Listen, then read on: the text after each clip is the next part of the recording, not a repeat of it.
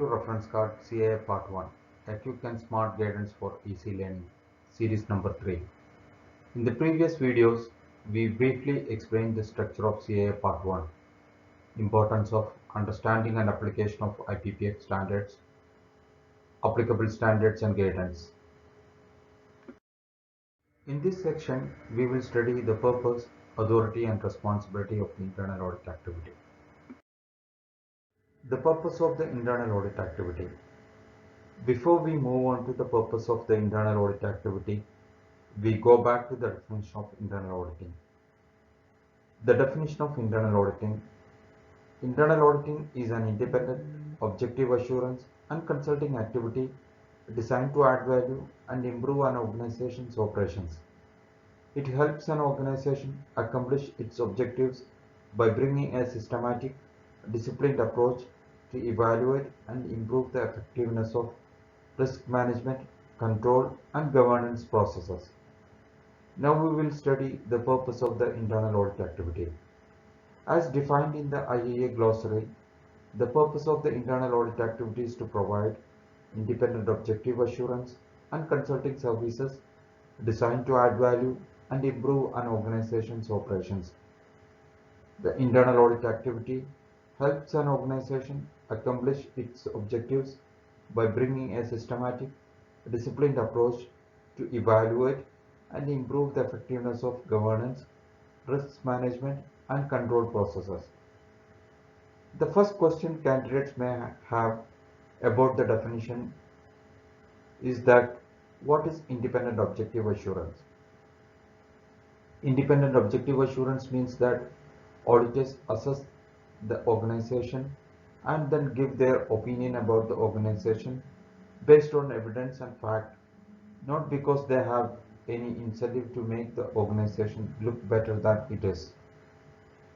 Who are they providing this assurance to? Mostly shareholders and regulators. What about risk management, governance and internal control processes? What is all that? Shareholders and regulators want to know that management is not being too risky with the organization's assets. They also want to know that no single level of management has too much authority or has too little oversight that might allow them to make decisions that are contrary to the best interest of the company. That management structure of accountability is called governance. Finally, shareholders and regulators and hopefully managers want to know that the company has internal control processes that protect the assets of the organization and ensure policies and procedures are followed. In following sections, we will study in detail about the assurance services and consulting services.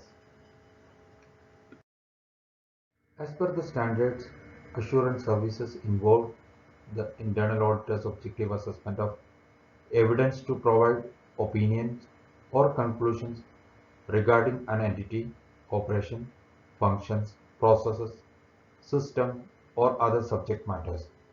Accordingly, the IAA glossary defines assurance services as an objective examination of evidence for the purposes of providing an independent assessment on governance, risk management and control processes for the organization.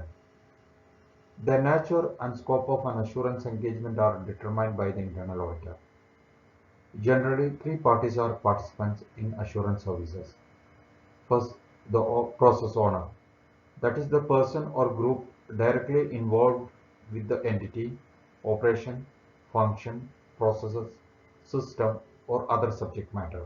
Second, the internal auditor, the person or group making the assessment. And finally, the user, that is the person or group using the assessment. Assurance services include performing financial, performance, compliance, system security, and due diligence engagements. Move on to the consulting services. As per the standards, consulting services are advisory in nature and are generally performed at the specific request of an engagement client. Accordingly, the IAA glossary defines consulting services as activities intended to add value and improve an organization's governance, risk management, and control processes without the internal auditor assuming management responsibility. The nature and scope of the consulting engagement are subject to agreement with the engagement client. Generally, two parties are participants in consulting services. First, the internal auditor, that is the person or group offering the advice. When performing consulting services, the internal auditor should maintain objectivity and not assuming management responsibility. Second, the engagement client, that is the person or group seeking and receiving the advice. Consulting services include providing counsel, advice, facilitation, and training. The authority of internal audit activity. One of the critical attributes of an internal audit department is independence. Independence means that the internal audit department doesn't feel pressure from management related to the work they do, how they do that work, and what they report. Candidate might be asking, if internal audit is part of the company, how can they really be independent of management? The only way internal audit can be truly independent from management is to have a reporting relationship with the board of directors. In fact, best practices in internal audit encourages this. A structure of dual reporting where the chief audit executive report directly to the audit committee, a subcommittees of the board of directors, and then also report administratively to the CEO or CFO. The support of management and the board is crucial when inevitable conflicts arise between the internal audit activity and the department or functions under review. Thus, the internal audit activity should be empowered to require auditees to grant access to all records, personal and physical properties relevant to the performance of every engagement. A formal charter for the internal audit activity that defines the internal audit activity's purpose, authority, and responsibility must be adopted, and it should contain a grant of sufficient authority. Final approval of the charter resides with the board. The internal audit charter is the subject itself. We will study in detail in separate section. Responsibility of the internal audit activity. The internal audit activity's responsibility is to provide the organization with assurance and consulting services that will add value and improve the organization's operations. Specifically, the internal audit activity must evaluate and improve the effectiveness of the organization's governance, risk management, and control processes. Responsibility of the internal audit activity is also defined in the internal audit charter. The main responsibilities are to conduct internal audit activities based on their risk assessments. The risk assessment should be ranked from strategy risk to the reliability of financial information, and ensure the company assets are secured and internal control of the company is effective and efficient. Internal audit is also responsible to ensure all kinds of risks are informed and communicated to the management of the company and the board of directors. Mostly the communication between internal audit and board is done through the internal audit committee. The internal audit committee summarizes to the board for their attention about the significant points that concern and faced during the period of engagement time. Here are the main responsibilities of the internal audit activity. Perform risk assessments for all significant areas in the entity. Based on the risk assessment, prepare annual internal audit plan.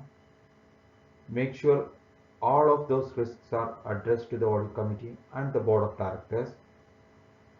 Manage audit resources to ensure that the audit plan gets done with sufficient quality and quantity. Perform internal audit activities. Communicate audit finding to executives and make they are settled. And finally, report a significant issues to the committee or the board of directors.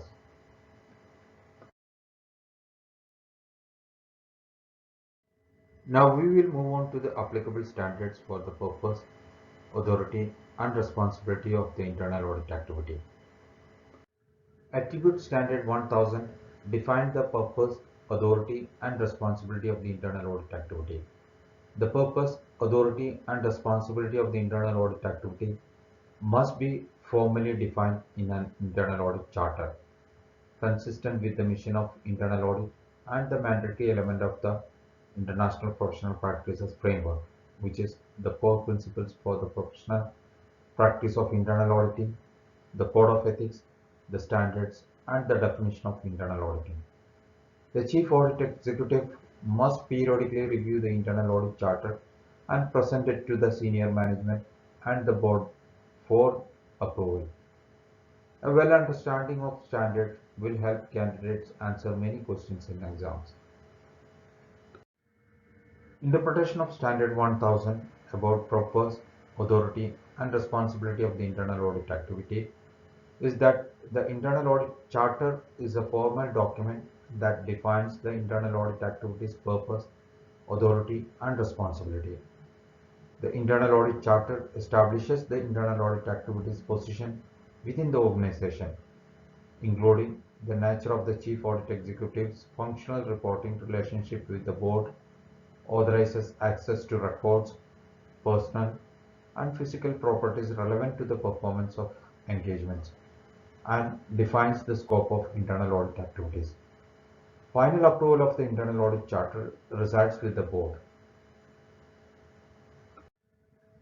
The Implementation Standard 1000A1 says that the nature of assurance services provided to the organization must be defined in the internal audit charter. If assurances are to be provided to the parties outside the organization, the nature of these assurances must also be defined in the internal audit charter.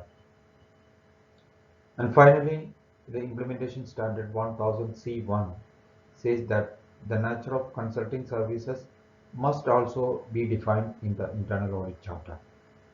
Thank you for watching. We'll see you on next video.